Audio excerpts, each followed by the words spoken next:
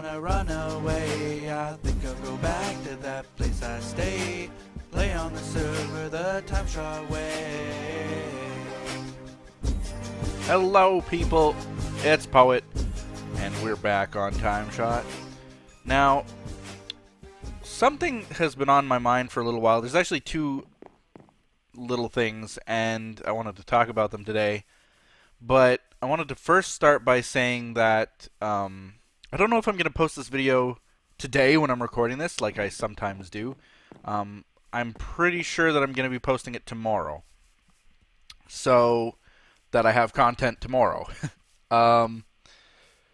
But that means that there's a video that's on my channel that's been out for at least a full day by the time you see this video, and it's a unboxing video for Japan Crate, which is a service that gives you Japanese candy and snacks. There's literally a dozen of them out there. Like, seriously, when I was looking, I knew that I wanted a Japanese crate, because as soon as I was clued into Japan Crate, a crate that gives you Japanese candies, which I always have been a fan of, ever since I was into anime, ever since I was younger, and the thought of just something so foreign that you can't read it or understand what's in it, and that it might be very weird, I kind of really like the idea of that. So Japanese candy is always something that I look for when I go to conventions, anime conventions, and the like. And it's always something that I enjoy finding and trying. So the fact that they do the hard work for you, the finding, and just provide it for you is pretty amazing. I think that that's pretty cool. Now, I'm not going to assume that any of this stuff is, like, super authentic. They more than likely get it from a American distributor or something, and it might even be made for the North American market, for all I know. Just because it's in Japanese writing doesn't mean that it's a Japanese fully product, you know? It was like when me and Wyn wanted to go to the store and buy something that was very unique and rare, so we went to the British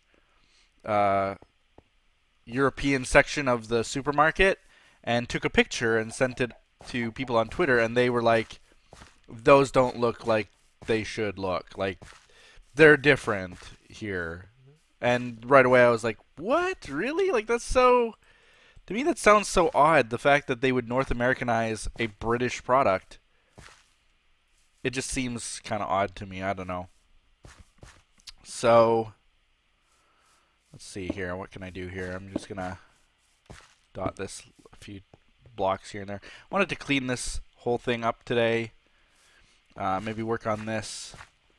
Because Dave never finished it. I was kind of working on it too. I never finished it. I need jungle leaves, I guess. Or at least oak leaves. I don't know that I have any jungle leaves. I know that I have oak leaves for sure. And I know where I can get a lot more. See, I was using oak leaves here. And I might continue that. I might just continue that. Let's do like that and that and that. Just making it like two blocks tall in more areas than one. Kind of like that. There we go. And there we go. So now it's really all about placing fence blocks and some leaves here. But anyway, Japan Crate is something that I wanted to do for a long time. And I finally, I would almost say, got the courage to do it. I mean, as soon as I got it, I knew that I'd be recording it, because why the heck not? But I didn't think that I'd be here with Wyn. I didn't know what circumstances it would be. I just knew that eventually I would be recording it. And I knew that, again, it would give me a lot to learn. Like, it was something that, like, I don't do vlog videos at the best of times. When I do, there's always something wrong with them or awkward about them. And I've got a lot to learn. And every time you go to record something, when you're in a different environment, it's always different. So like our mic setup and camera setup were like put together in literally a few minutes. That was about the majority of our prep time, was getting the camera set up, and that. Let's see, put some leaf blocks up here on the second level. There we go. One needs to be there. Go like that. Go like that. Okay. I didn't really... Got a bunch of area here that could almost have cobble on it and stuff, so... There we go. Like that. And then what Dave's also done, you can see when he was building the original path... where is it? Right here. So it's like almost every 2 blocks. Like it's pretty consistent. Sometimes it's on leaf blocks, sometimes it's on cobble. He puts, yeah, sometimes on leaf, sometimes on cobble. He puts these fence blocks, and they're like every 2 blocks, really. They're quite frequent. And then over here there's none, because this part's all unfinished. But I definitely didn't put that many over here either. Oops, don't fall in. Over here I didn't put that many. Not by a long shot. So I could almost do like every 2 blocks, like so. You know? Just kind of like this. That one's already there, so next. Maybe like that, like that. Like that. There we go. There. Oops. Not like that, not like that, not like that. There we go. Okay. So, it was a fun project for me. I really enjoyed doing it. If you haven't checked out the video, I suggest you check out the tasting video at the very least. I mean, there's 2 videos that I made for this one Japan crate, which I hope the people searching it don't get kind of annoyed by that. But I had a reason for it. It was exactly for the people who search it up. Because when I was looking for the videos, see, this is kind of a good way, if you are an aspiring YouTuber, kind of how to figure out what you want to build, what you want to do on your channel for an audience and so on, is look to what you look up, right? So as I was searching for Japan crates, like different types of ones, I settled on japancrate.com, but there were, like I said, dozen of them, different ones with different traits and different things that they provide and do, and different prices for sure. So while I was investigating all that, I was kind of keeping track of what I was searching for, because I wanted to hone in on the audience that would also be searching for that kind of same thing as me. And when I couldn't find what I wanted, I changed my search and just kind of mentally kept track of what I had searched for, and kind of went from there. And that's kind of a good way of figuring out how you want to present the video, the title, the description, and so on, is gear it towards how you would search for it if you had to. I hear bad things like everywhere right here. There's like a pit here somewhere.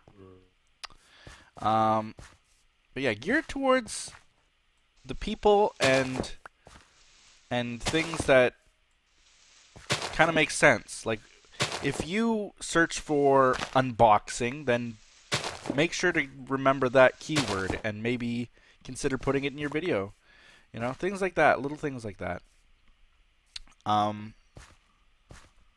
But it was different for me because, number one, I was going to be on face cam, and number two, it was just a whole new setup, like something that I hadn't done before. It's not a gaming video. It's a real life vlog style video. So all new things, and really excited about it. And I got to admit that one thing that I was worried about was kind of whether or not the audience would like it and what they were gonna think about it and what they were gonna think about me if they hadn't seen me before in some kind of video somewhere, and it just got me kind of having those same thoughts that I had had so long ago when I started doing YouTube or when I started doing Facecam and things like that. And I had to remind myself that, you know, the reason I do it is because I enjoy doing it, not because I'm catering to anybody. And that's kind of where it led me to thinking about a few things that have been going on, that I've noticed some people doing and that people have talked about. Now, Voltron actually did a video, a vlog video. This is now probably several weeks ago. I think it was that long ago. It feels like it was that long ago. Oh, it's, you know what? I'm going to sleep right here. And his vlog was about another YouTuber who I also know because she's on our Arc server named Pudsey, who was making an apology for not getting content out. And granted, she had a very, very good reason for not getting content out, medically. And it was just the kind of, I guess what struck Voltron was that she felt the need to apologize for not getting as much content out, despite having this thing in her life that would potentially cripple her or make her less able in some way. And he got upset by that, and for good reason. I mean, you know, nobody should have to apologize for being sick in any way. And the fact that she was apologizing could rub anybody the wrong way. I mean, you shouldn't. You just shouldn't, right? And I got to thinking about stuff like that and how I run my channel, and you know, it's a funny thing when we bend over backwards, we still will apologize for the things that you guys, I guess, take for granted. A video every day, you know, is something that almost everybody who does YouTube videos these days, gaming videos anyway, does. Vloggers have it easy. They can do one video a month and they'd still get a huge following sometimes. But oh, I ran out of slabs. I'll go grab those two. Or I put them away, I guess. YouTubers find the need to apologize for things that are beyond their control, I think, far more often than is necessary. And I think the reason is that we kind of forget why we're doing the things that we're doing. You know, there's something about what I do that is extremely not professional. I don't record on a schedule very well. I don't put out the content that a lot of people view very frequently. I go out of my way to kind of almost inconvenience myself. I can say that word. And I think the reason that I do that is because I kind of treat it like, you know what, I'm going to take it easy. I'm going to not rush things. I'm going to just take it easy here, and it is what it is. Because I'm doing this for myself, not for the people watching, as selfish as that might seem. And that's the end of it. Like, seriously. Which is kind of ironic because TimeShot itself was founded on the principle of making the viewers happy, making them the important thing in our lives, bending over backwards for them. And I think that we can do that while still remembering that, you know what, at the end of the day, we are human. We have real life issues, problems, bills to pay, families to feed, you know, real life things to deal with, medical issues, and so on and so forth. And I think that if we distance ourselves too much from that, then people will take us for granted and start assuming that we're going to be there for forever, and that if we don't get something out, that it'll be a big issue. I remember quite a while ago, and I've said this before, I know that I have because I feel like it's deja vu.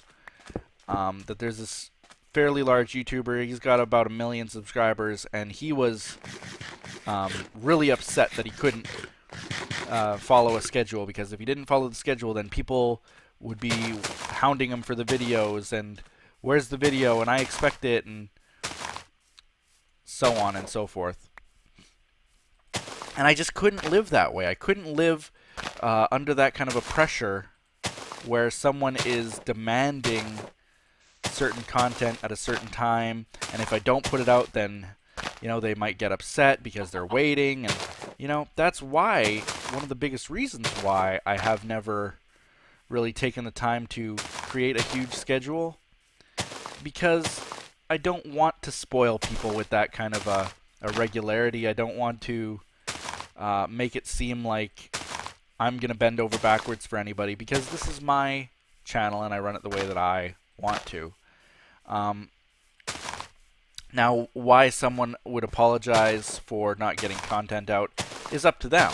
I think that it's kind of a nice thing. If they want to do it, that's perfectly okay. They shouldn't ever feel bad about it. That's another thing altogether.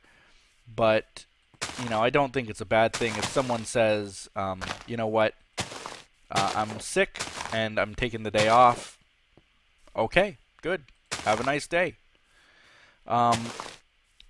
It doesn't mean that they feel bad about that fact or that they're being apologetic at all. I think that in actuality it just means that they are being courteous to the people who follow them. I need more leaves. Need more leaves. I'm going to start putting like little fence pieces like this too. I kind of want to replicate the fence that's over in the other spots, kind of like that. Every couple blocks, right? Like that. Maybe 2 like that. Right, and then 1 down, 1 up, 1 down. There we go. It's looking all right. This can be expanded a little bit. Let people through. So this is the thing that just kind of got me thinking that, I don't think that it necessarily means that people are being apologetic. I sure wouldn't be. I mean, if I was sick and I couldn't get content out at a regular pace, I hope you guys don't feel bad about what I'm about to say, but I wouldn't feel bad about not getting that content out. I would not pressure myself that way.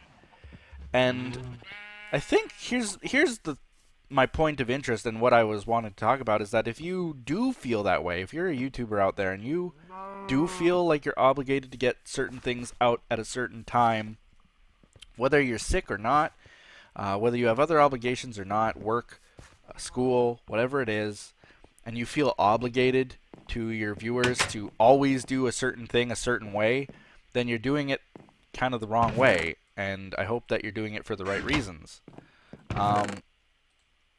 I think that it's a good practice, yes, that you need to care about what your viewers see and how you behave around them and stuff, but at the same time, I think that, honestly, you got to take it easy a little bit if you're worrying about it that much. It's hard to kind of put it into perspective for those of you out there watching and you don't do YouTube. But there's a lot of pressure, and I don't think people really realize that. It's funny, but I'm sure of it, that the viewers out there don't even realize just how much pressure we put on ourselves, the YouTubers, to get content out at a regular basis. And so I think that when... Oops, that's not what I wanted to do. Crap. I think that when we finally... have to change something up, that it becomes a lot more maybe upsetting. Oop, I'm doing it again. Maybe we're noticing it more than you would, that we're changing. Like it's a big deal to us. Maybe it isn't to you. That, oh no, I'm going to be posting only 1 video a day now, or maybe only 3 videos a week now or something. And to us, it's a big deal that we're upsetting you guys and that you will hate us for it and that you'll go somewhere else and you'll like someone else. But at the end of the day, maybe you don't realize it at all. Maybe you don't miss us that much. Maybe you still watch our content just as much as always. Like, I really don't know, because I'm on the other side of the fence kind of thing, you know? And I don't really watch people on YouTube to have that kind of mentality at all either. So to me, it's completely foreign. It's a completely foreign way of thinking. I don't know if I'm even right. But what I do know is that I am not going to be the one to pressure myself based on someone else's feelings. So I hope you guys don't mind that. And it kind of got me thinking about another topic about YouTubers and kind of the way that they think and the way that they work. And a topic that I've been wanting to kind of discuss for a long time now. Actually, let's remove this one. It looks kind of odd. And that's this entitlement that some YouTubers have. And of course, I'm not going to name any names here. Not at all. I do have a few names in mind. Not necessarily friends, not necessarily foes, not necessarily people that I even watch. But things that I've seen happen, and maybe things that people have even just told me about. And there are these people out there, YouTubers out there, who feel that they have this entitlement. And what I mean by that is, you know, if I'm not popular today, then I should be tomorrow. And if I'm not tomorrow, then it's your fault that I haven't been noticed yet. Or the fact that, hey, if I get noticed by X person and this other person, maybe one day they'll notice me and then followers will come and then I'll be set for life. Then I'll be able to quit my day job and go about my day as a YouTuber because, you know, some person noticed me and put me in a video. And, you know, I'm sure that there are people on both sides of this argument. That there are some people who are like, you know what? I think that it is a good idea to get noticed by someone, and it's a good way to get ahead, and, you know, can't complain about that kind of stuff because, hey, you're getting ahead for free, basically. And, you know, I kind of agree with that. I do think that, you know, if I were to feature someone's channel and something good happens to them because of that, that's not just an honor to them, that's an honor to me. I mean, that's saying a lot, you know, that people care that much. But honestly, I hope that people have more foresight than that. And I think that they do. That they are able to tell when someone's being pushed on them. And if they genuinely like the content, that is what will make the person worth their salt, more or less. You know, I think I don't know a single person at all who can easily make a living off of YouTube based on someone else recommending them their channel and them becoming popular. Like, I do think that this happens, that it does happen, that someone will mention a certain person. Yikes, I need more torches here. And more food. What am I doing? Need more food. And torches. Anyway, I do think that it is possible that someone mentions someone else, and as a result, that person becomes popular in some way. They get a small to moderate following from that. You know, I know myself even was featured on an iHas Cupquake video 3-4 years ago. 4 years ago now, almost, I guess. Wyn was as well. I know Fultron was featured on Mumbo Jumbo's channel.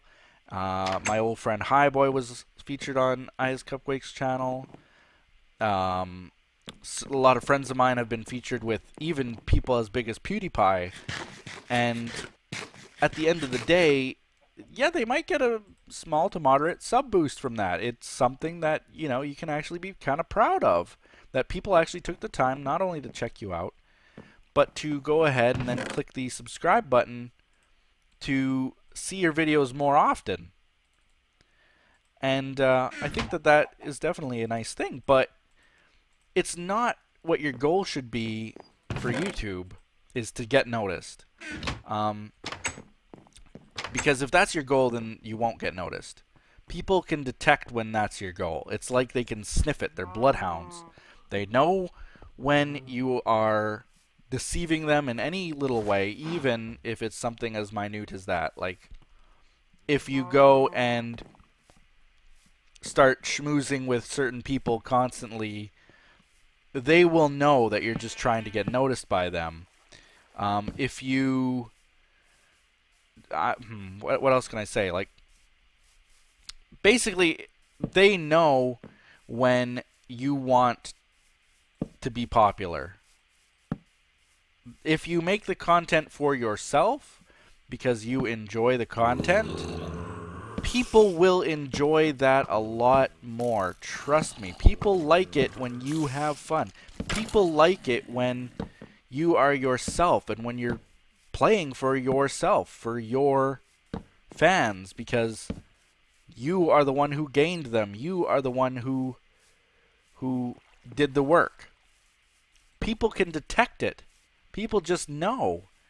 And like if Cupquake featured me on her channel back then and I gained 800 subscribers or whatever it was, chances are, and this is a humongous chance, those 800 people, maybe one or two might still follow myself and this channel. So what does it all amount to at the end of the day if none of those people are going to stick around anyway at any rate? It's just one of those things where I don't think it should be people's goals to go out of their way and try to be somebody. And it really kind of upsets me when that thing doesn't happen to them, or if it's not happening fast enough or not in the same way. Rather than maybe change it up, get new content, do different ideas, or you know, what have you, they end up giving up and quitting. And you know, that's something that's bugged me for a long time. You know, I know a lot of people who have ultimately, because it wasn't happening fast enough, because they weren't getting the subscribers they thought they would get, they ended up calling it quits. And just something about that has always upset me. It's like, you know, maybe I failed in mentoring them to doing it themselves. You know, I guess it's different when it's easy for me to say, oh, do YouTube videos for yourself when I have a following. But I can definitely attest to the fact that I never went out of my way to get noticed by people. I, in fact, went out of my way to alienate myself sometimes from bigger YouTubers. If I recorded with them in the past, I wouldn't go out of my way to contact them ever again, to do collaborations and things like that. I always felt that if I can't do it myself, then I was doing something wrong, and that people wouldn't like it anyway, and that's probably true. If I can't do it myself, then why would someone subscribe to me? You know? What new content could they possibly like if I don't have the ability to grow my own channel or do things that people like? So that's kind of what got me thinking about everything like that, is first of all the fact that I was doing something new on my channel that I was very proud of and am very proud of. Yikes, don't blow up. There we go. Skeletons everywhere. All I got is this bow, by the way. Oh, I missed him. Oops. Creeper. Alright. Torch up this place. This is a dangerous, scary place. It is my home.